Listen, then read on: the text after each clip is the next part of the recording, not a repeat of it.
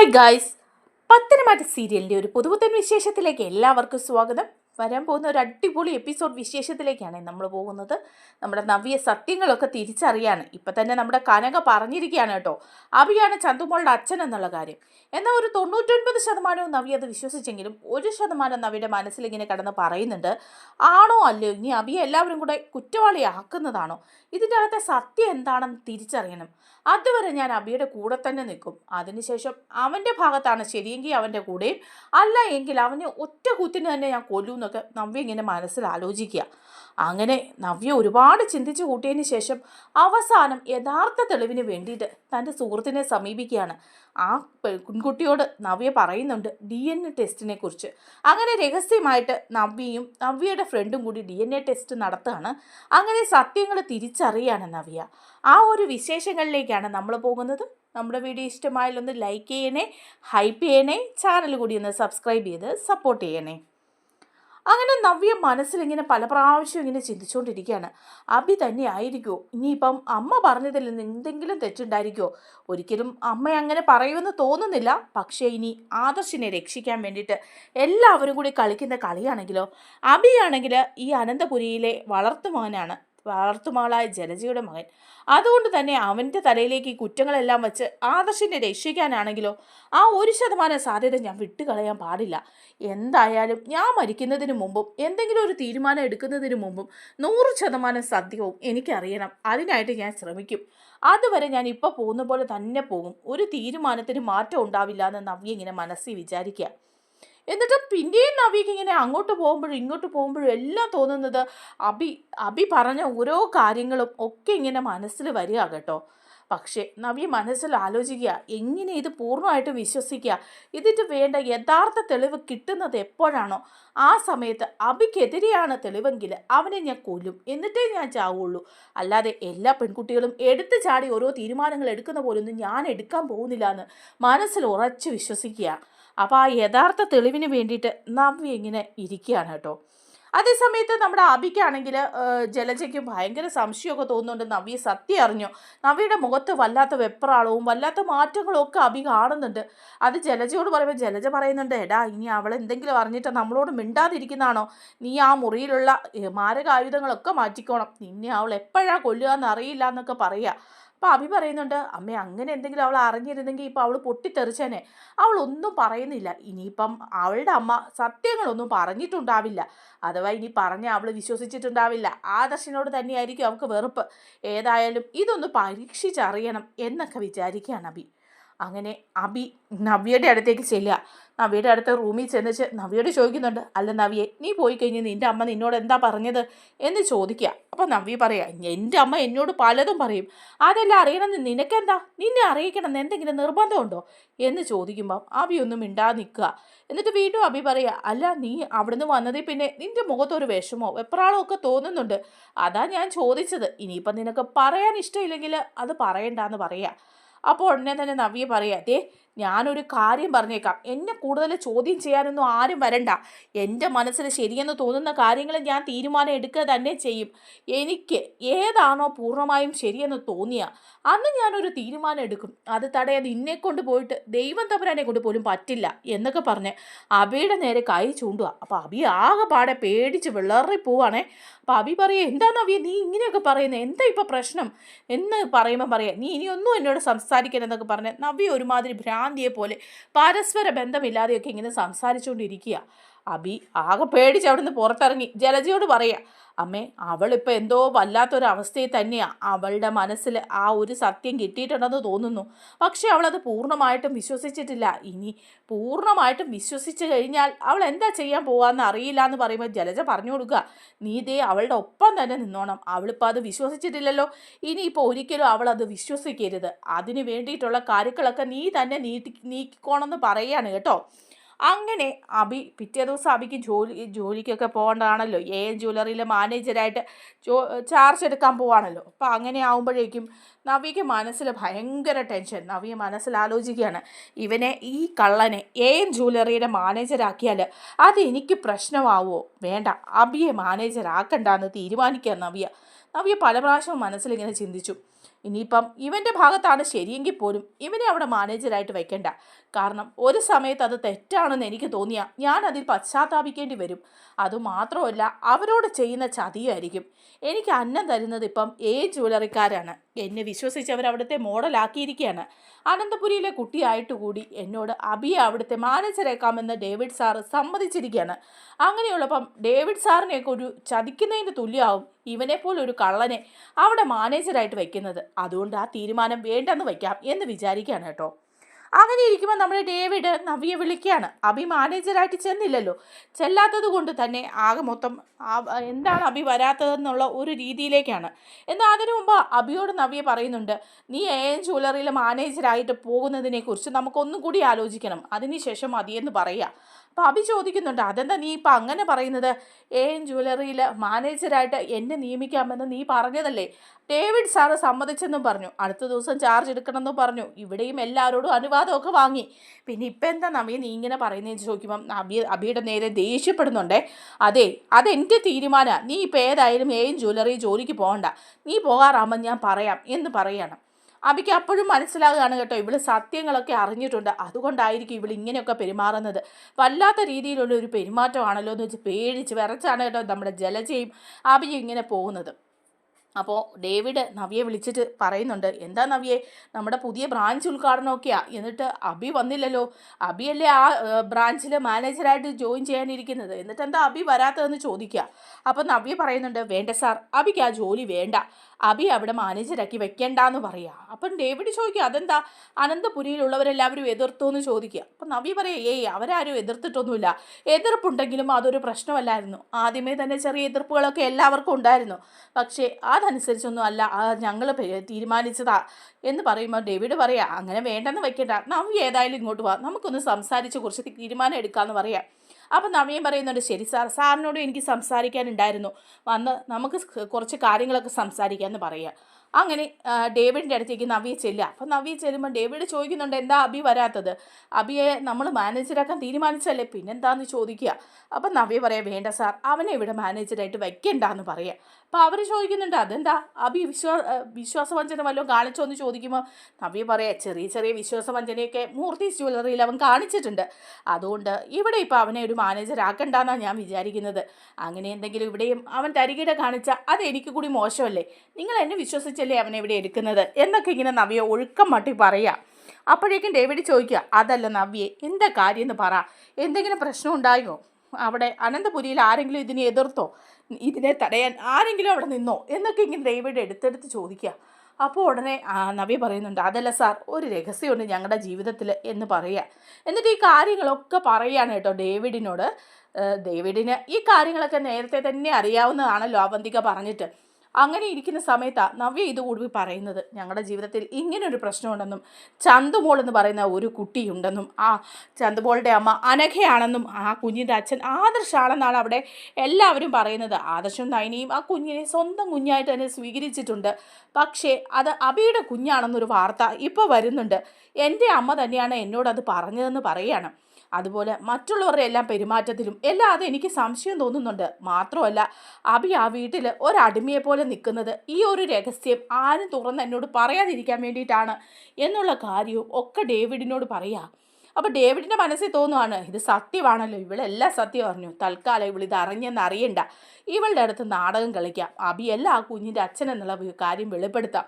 അങ്ങനെ ഇവളുടെ മനസ്സിൽ അബിയെക്കുറിച്ചൊരു നല്ല ചിന്ത തന്നെ വരുത്തിയെടുക്കാമെന്ന് വിചാരിച്ചിട്ട് ഡേവിഡ് പറയുക, അയ്യോ നവ്യെ, അങ്ങനെ ഒരു വാർത്ത ഉണ്ടോ എന്ന് ചോദിക്കുക. അപ്പം നവ്യ പറയാ, അതെ അങ്ങനെ ഒരു വാർത്തയുണ്ടെന്ന് പറയുമ്പോൾ ഡേവിഡ് പൊട്ടിച്ചിരിച്ചുകൊണ്ട് പറയണേ, അതെ നവ്യയെ പറ്റിക്കാൻ വേണ്ടിയിട്ട് നവ്യയുടെ അമ്മ പറഞ്ഞതാ, വെറുതെ പറഞ്ഞതാണെന്ന്. ഞങ്ങൾ ബിസിനസ്സുകാർക്കിടയിലെല്ലാം ആ കുഞ്ഞിൻ്റെ അച്ഛൻ ആദർശ് തന്നെയാണ്. അല്ലെങ്കിലും ആദർശും അനഘയും തമ്മിലുള്ള രഹസ്യബന്ധത്തെക്കുറിച്ച് ബിസിനസ് വൃത്തങ്ങളുടെ ഇടയിലൊക്കെ പാട്ടാണ്. ആദർശിൻ്റെ രഹസ്യബന്ധത്തിൽ ഒരു കുഞ്ഞുണ്ടെന്നും അനഘയെ കൊല്ലാൻ ശ്രമിച്ചിരിക്കുകയാണ് ആദർശ് എന്നൊക്കെ ഉള്ള വാർത്ത പാട്ടാണല്ലോ. അങ്ങനെയുള്ളപ്പം ആ കാര്യം അബിയുടെ തലയിലേക്ക് നവ്യയുടെ അമ്മ വെച്ച് കെട്ടാൻ നോക്കുന്നതാ.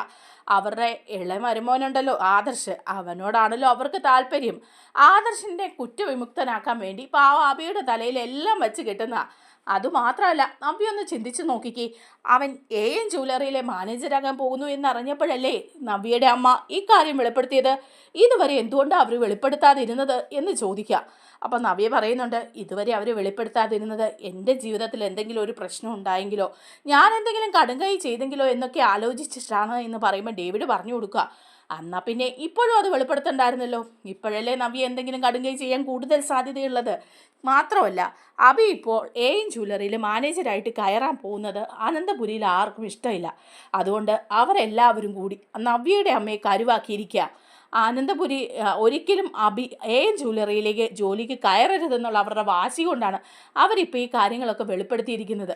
ഇതിലൊന്നും ഒരു സത്യവുമില്ല. നവ്യയെ വഴി തെറ്റിക്കാനും അഭിയെയും നവ്യയും തമ്മിൽ വേർപിരിക്കാനും വേണ്ടിയിട്ട് അവർ ചെയ്യുന്ന കാര്യങ്ങളാണ്. ഇതൊന്നും വിശ്വസിക്കാൻ പോകണ്ട.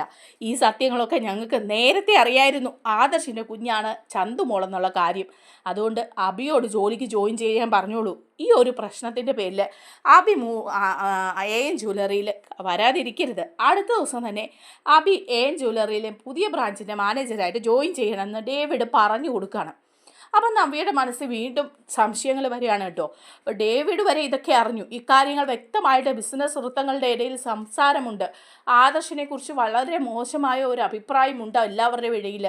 അഭിയുടെ തലയിൽ വെറുതെ ഇങ്ങനെ ഒരു കുറ്റം കെട്ടിവച്ചതാണെന്നൊക്കെ നവ്യയുടെ മനസ്സിന് തോന്നുക.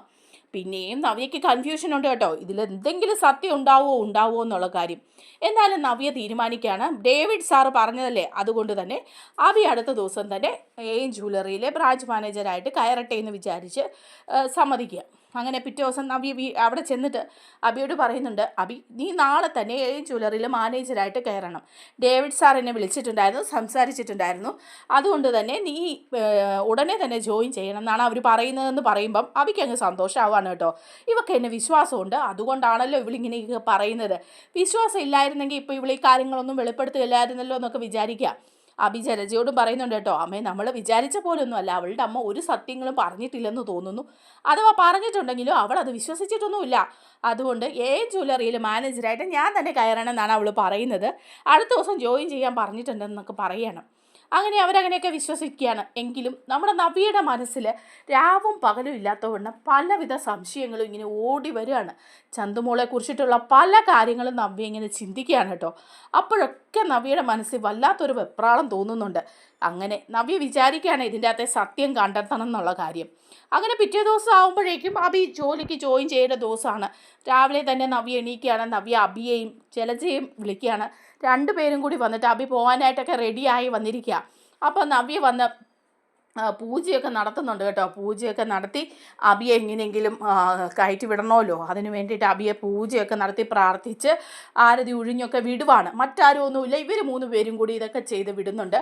അങ്ങനെ അഭി എൻ ജ്വല്ലറിയിൽ മാനേജരായിട്ട് ജോയിൻ ചെയ്യാനായിട്ട് പോവാണ്. നവ്യയുടെ മനസ്സിൽ പക്ഷേ പിന്നെ ഈ സംശയങ്ങൾ ഇങ്ങനെ കിടന്നുകൊണ്ടേയിരിക്കുകയാണ്. അതേസമയം ഡേവിഡും നാഗേന്ദ്രയും കൂടെ സംസാരിക്കുകയാണ്.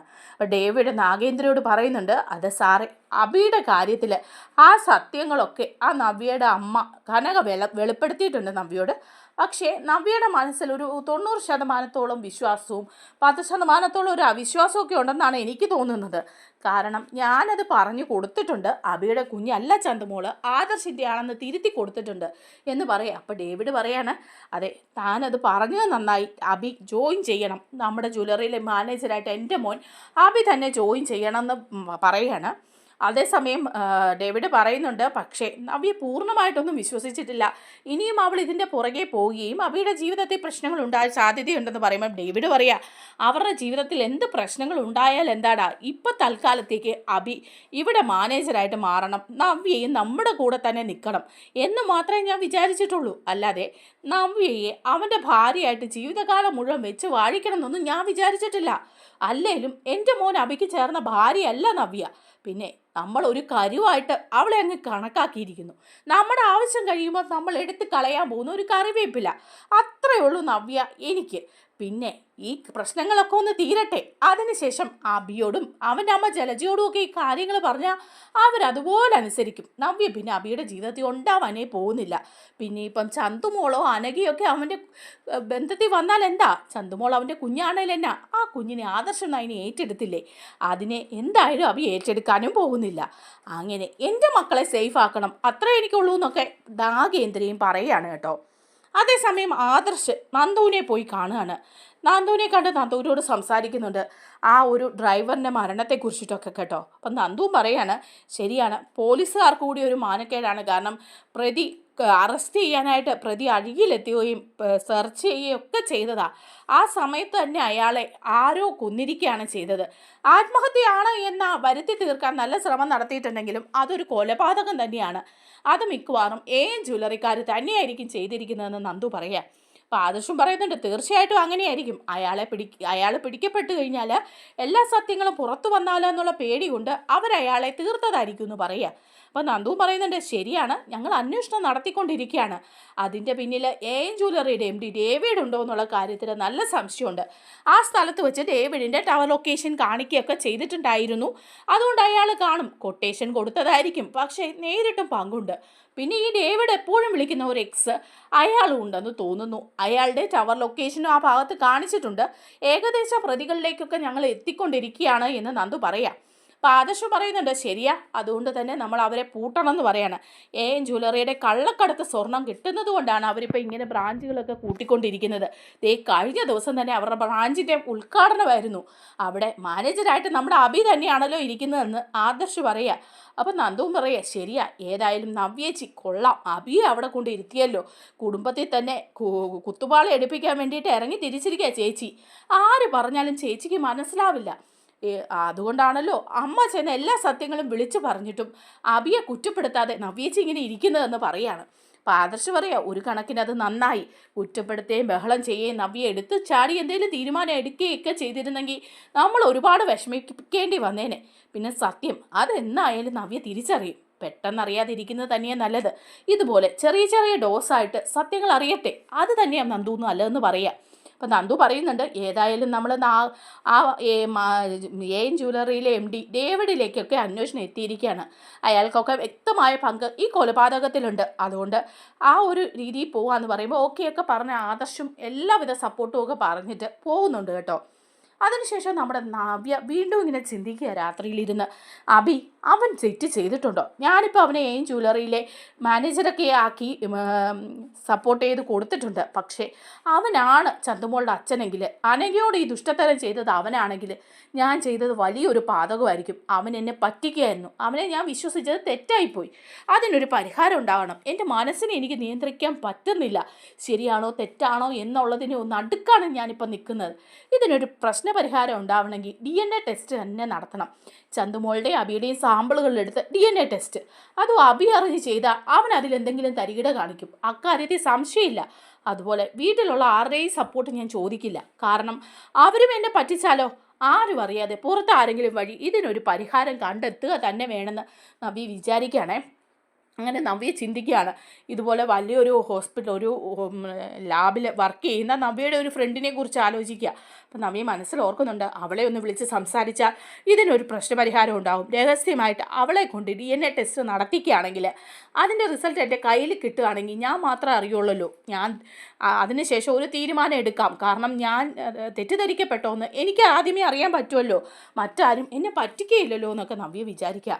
അങ്ങനെ ആ ഫ്രണ്ടിനെ കാണാനായിട്ട് നവ്യ പോവുക വിളിച്ചിട്ട്. അങ്ങനെ ആ കൂട്ടുകാരിയുടെ അടുത്ത് എന്നിട്ട് അവളോട് സംസാരിക്കുന്നുണ്ട്. സത്യങ്ങളെല്ലാം നവ്യ വിളിച്ച് പറയുന്നുണ്ട്. ഇതൊക്കെയാണ് കാര്യങ്ങൾ.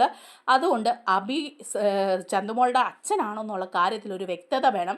അതിനൊരു DNA ടെസ്റ്റ് രഹസ്യമായിട്ട് നടത്തണം എന്ന് പറയുമ്പോൾ കൂട്ടുകാരി പറയുന്നുണ്ട്, എന്നെക്കൊണ്ടാകാവുന്ന എല്ലാ സപ്പോർട്ടും ഞാൻ നിനക്ക് ചെയ്തു തരാം, നീ വഞ്ചിക്കപ്പെടാതിരിക്കാൻ വേണ്ടിയിട്ട് എന്ന് പറയാം. അതുകൊണ്ട് തന്നെ അബിയുടെ ഒരു സാമ്പിൾ, ഒരു മുടിയോ എന്തെങ്കിലും, അതുപോലെ ആ ചന്തുമോളുടെയും നീ കൊണ്ട് തന്നാൽ മതി, നമുക്ക് റിസൾട്ട് വളരെ താമസിക്കാതെ തന്നെ കിട്ടും എന്ന് പറയാം. അങ്ങനെ അബിയുടെ ഒരു മുടിയും അതുപോലെ ചന്തുമോളുടെ മുടിയും ഒക്കെ നവ്യ ശേഖരിക്കുന്നുണ്ട്. അത് കൊണ്ടുപോയിട്ട് ഈ ഫ്രണ്ടിന് രഹസ്യമായിട്ട് കൊടുക്കുന്നുണ്ട്. അങ്ങനെ ആ ഫ്രണ്ട് കൊണ്ടുപോയിട്ട് ഇത് ടെസ്റ്റിന് വയ്ക്കുന്നുമുണ്ട്. എന്നിട്ട് ഫ്രണ്ട് പറയുന്നുണ്ട് ഒരുപാട് താമസമില്ലാതെ കിട്ടാൻ നോക്കാം എന്ന് പറയുമ്പോൾ നവ്യ പറയാം എത്രയും പെട്ടെന്ന് വേണം, എനിക്കിങ്ങനെ കാത്തിരിക്കാൻ വയ്യാന്ന് പറയാണ്. ഞാൻ വഞ്ചിക്കപ്പെടുകയാണെങ്കിൽ എനിക്ക് അതിന് പരിഹാരം ചെയ്യണമെന്ന് പറയുമ്പം ആ ഫ്രണ്ട് പറഞ്ഞു കൊടുക്കുന്നുണ്ട്, നീ എന്ത് പരിഹാരം ചെയ്യാനാണ് ഉദ്ദേശിക്കുന്നത്, എടുത്തു ചാടി നീ ഒരു തീരുമാനം എടുക്കരുതെന്ന് പറയാം. അങ്ങനെ നവ്യ അവിടെ ജീവിച്ചു പോവുകയാണ് കേട്ടോ. പക്ഷെ മനസ്സിൽ മുഴുവൻ ഇങ്ങനെ സംശയങ്ങളുമായിട്ട്. അപ്പോഴാണ് ആ ഫ്രണ്ട് വിളിക്കുന്ന ഒരു ദിവസം വിളിച്ചിട്ട് പറയാണ്, നവ്യെ ടെസ്റ്റ് റിസൾട്ട് വന്നിട്ടുണ്ട്, നിന്നെ എനിക്ക് നേരിട്ടൊന്നും കാണണമെന്ന് പറയുമ്പോൾ നവ്യ ചോദിക്കുക, നീ പോസിറ്റീവാണോ നെഗറ്റീവാണോ എന്താ നീ പറ, എനിക്ക് വെയിറ്റ് ചെയ്യാൻ വയ്യെന്ന് പറയുമ്പോൾ അല്ല നേരിട്ട് കണ്ട് സംസാരിക്കാം, നീ വരാൻ പറയാണ്. അങ്ങനെ ഒരു പാർക്കിലേക്ക് നവ്യ ചെല്ലുകയാണ്. അവിടെ അപ്പോൾ ഫ്രണ്ട് വരിക, വന്നിട്ട് ഈ റിസൾട്ടിൻ്റെ പേപ്പർ നവ്യയുടെ കയ്യിലേക്ക് എടുത്ത് കൊടുക്കുകയാണ്. കൊടുക്കുമ്പോൾ പോസിറ്റീവാണ് കേട്ടോ, അബിയാണ് ചന്തുമോളുടെ അച്ഛൻ എന്നുള്ള വിവരമാണ് ആ റിസൾട്ടിലുള്ളത്. അത് കണ്ട് നമ്മുടെ നവ്യ ഞെട്ടിപ്പോവാണ്. അപ്പോൾ ഫ്രണ്ട് പറയുന്നുണ്ട്, നീ ഇതെല്ലാം കണ്ടല്ലോ, പക്ഷെ നീ വളരെ വിവേകപൂർവ്വം ആലോചിച്ചൊരു തീരുമാനം എടുക്കണം എന്ന് പറയുക. നവ്യയ്ക്കപ്പം വ്യക്തമാവാണ് അബി തന്നെ പറ്റിച്ചു എന്നുള്ള കാര്യം. പിന്നെ ഇനി നവ്യ എന്താണ് തീരുമാനം എടുക്കാൻ പോകുന്നുള്ളത് കണ്ടു തന്നെ അറിയണം. ഏതായാലും ആത്മഹത്യ ചെയ്യാനൊന്നും പോകുന്നില്ല, പക്ഷെ അബിക്ക് നല്ല 8ന്റെ പണി തന്നെ നവ്യ കൊടുക്കും. നമ്മുടെ വീഡിയോ ഇഷ്ടമായാലൊന്ന് ലൈക്ക് ചെയ്യണേ, ഹൈപ്പ് ചെയ്യണേ, ചാനൽ കൂടി ഒന്ന് സബ്സ്ക്രൈബ് ചെയ്ത് സപ്പോർട്ട് ചെയ്യണേ. താങ്ക്